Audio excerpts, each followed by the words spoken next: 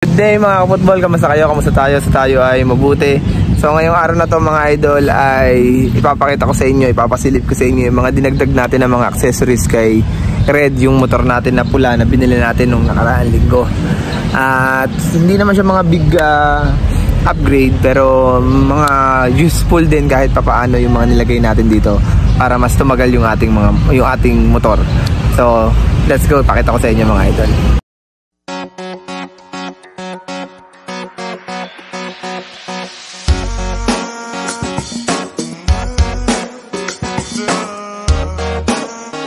O yan mga idol, ito yung ating motor na kinuha. So una nating papakita sa inyo na update ay itong ating ayan. So ito yung ating susi. So nilagyan natin ng keychain na may sariling pangalan, so kay Luke. Yan yung una.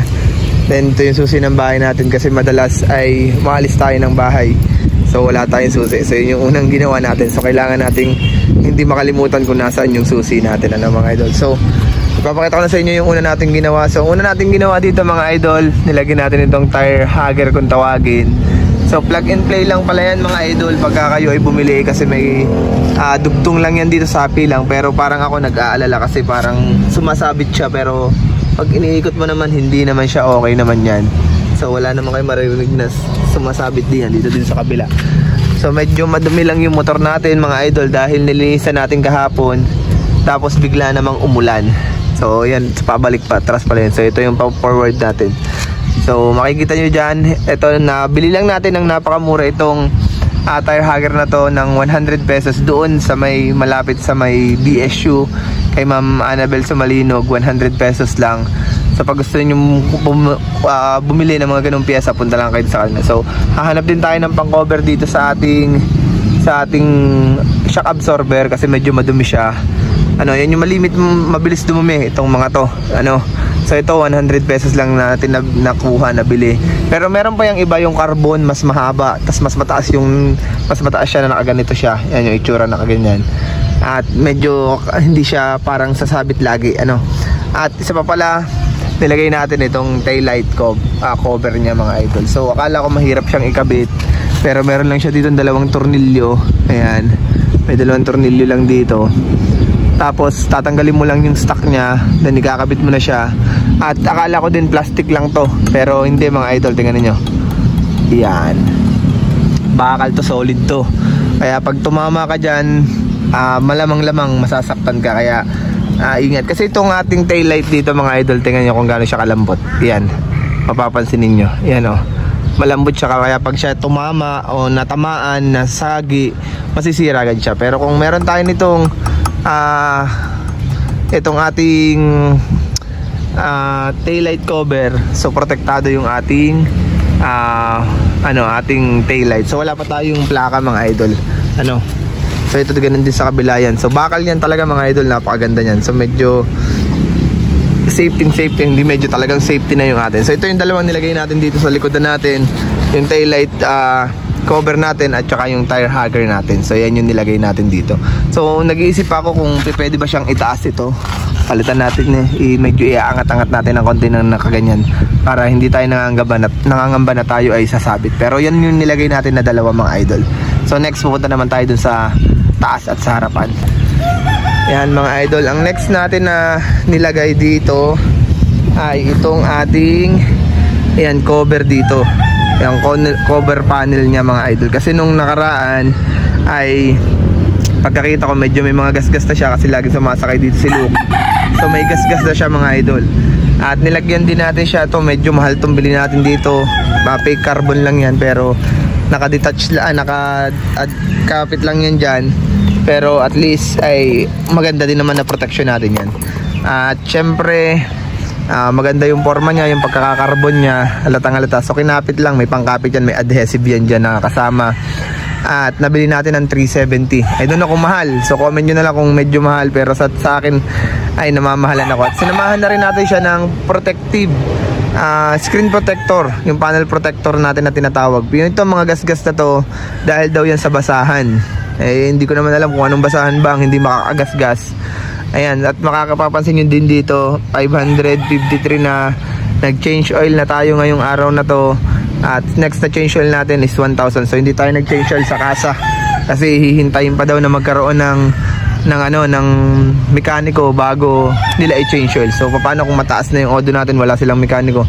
Meron namang mga mekaniko dyan sa labas at may mga langis din. So ang ginamit natin ay yung Shell Advance na langis at pati gear oil pinapalitan na rin natin. So next na change oil natin is sa 1,000 change oil tayo. So ito, meron din tayong film dyan kung mapapansin ninyo. So black yung kulay niya. Dalawa yung klase nito, clear at saka black. So sa Shopee pag bumili kayo nasa 90 pesos lamang. Pero pag sa physical store kayo bibili, syempre may tubo na yan. So 150 ko siya nakuha. Ayan, so medyo nakaangat yata ito dito sa part na to. I don't know kung bakit nakaangat. Pero hindi naman yan mahuhulog. May mga tape naman yan dyan, so hindi siya nahuhulog mga idol. So yan yung dalawa na nilagay natin nakauna-unan. Then ang patatlo natin na nilagay, ito din dito sa susian natin. Mapapansin nyo dyan ay palagi siyang puro gas-gas. Ito, kasi pag sinususian mo ganito kasi sa susian eh, kailangan mo siyang kailangan mong ganito ang gagawin mo, bubuksan mo tapos tatama. Ayan, so ganyan ang mangyayari. So kailangan ay safety. So meron tayong nabili dito na sticker, at least protective din to or protector din tong stickers na to para ma-prevent yung gas-gas. Ayan, so meron ako ditong binili sa Shopee lang din for only 69 pesos. Ayan na yung itsura niya. So maganda siya kasi nag-complement siya sa kulay natin, kulay red. Ayan, tapos dito meron ding bukasan nito sa seat cover natin, sa seat natin, seat cover. So yan yung mga naging itsura ng ating mga upgrades mga idol. So ito napakamura lang, pero dito ko talaga humanga kasi gas-gas na talaga siya agad. Ayan, so mapapansin ninyo puro gas-gas na agad dito. Ayan may mga gas-gas na agad. So yan yung ating susolusyonan sa susunod na mga araw. Bibili tayo dito ng cover. May nabibili kasi dito na cover para hindi siya magasgas. Ito din puro gas-gas na to. Ayan ang bilis magasgasan mga idol. Ayan, so yan yung dito sa medyo taas na part natin na upgrade natin or accessories na nilagay natin. So pupunta naman tayo dun sa harapan. So ngayon naman mga idol, ang isang kauna-unahan natin nilagay na sticker dito yung navy. Kaso ayaw niyang kumapit ng maayos. Binigay kasi sa atin to ni Nicole. So ayaw niyang kumapit ng maayos. I don't know kung bakit. So possible may mga buha-buhangin na rin siya. Ayan, so tatanggalin na lang muna natin kasi sayang lang, hindi kasi kumakapit dito mga idol. Ayan. So then sunod, ang nilagay din natin ay ito, naglagay tayo dito ng sticker na to. Pakabit lang natin si Blessed. Tapos hanap tayo ngayon ng stickers na Team Jesus na bilog. Then dito natin ilalagay sa unahan mga idol. So ito pinagawa natin. Ang presyo nito kanina, ayun, medyo may kumapit lang na isa. Ayun, hindi natin agad napansin, may kumapit na kulay black. So ito medyo mahal to kanina kasi 60 pesos siya. Tama, kasi 115 binayaran natin. So ito yun mga idol, pero maganda siya, maganda side na to. At syempre itong isa, ito sigurado matutuwa dito si Luke mga idol. So yung sticker natin na nilagay, ayan, daddy, mommy, tsaka si Luke. Ayan, so mamaya pag papakita ko yan kay Luke, siguradong matutuwa yan dyan sa nilagay natin na sticker. Sabi ko saan yan, may surprise ako mga idol.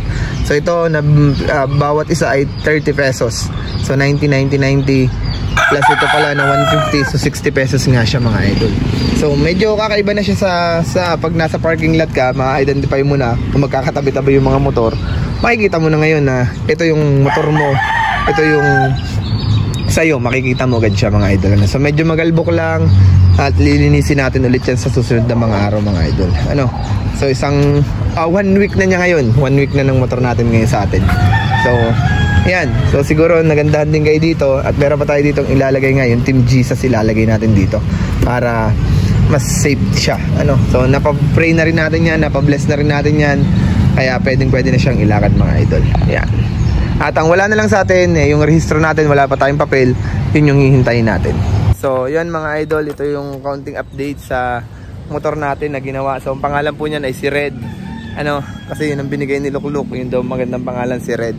So siguro naman yung mga nilagay natin na mga accessories ay sa tingin ko ay sulit naman.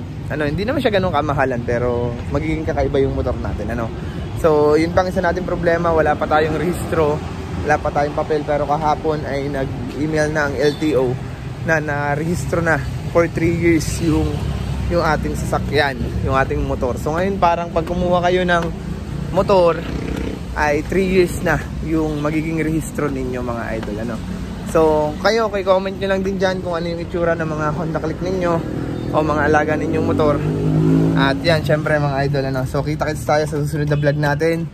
Uuwi na muna tayo, magpapahinga tayo ng konti kasi may training naman tayo ulit ng football. So see you sa susunod na vlog mga idol. Bye bye.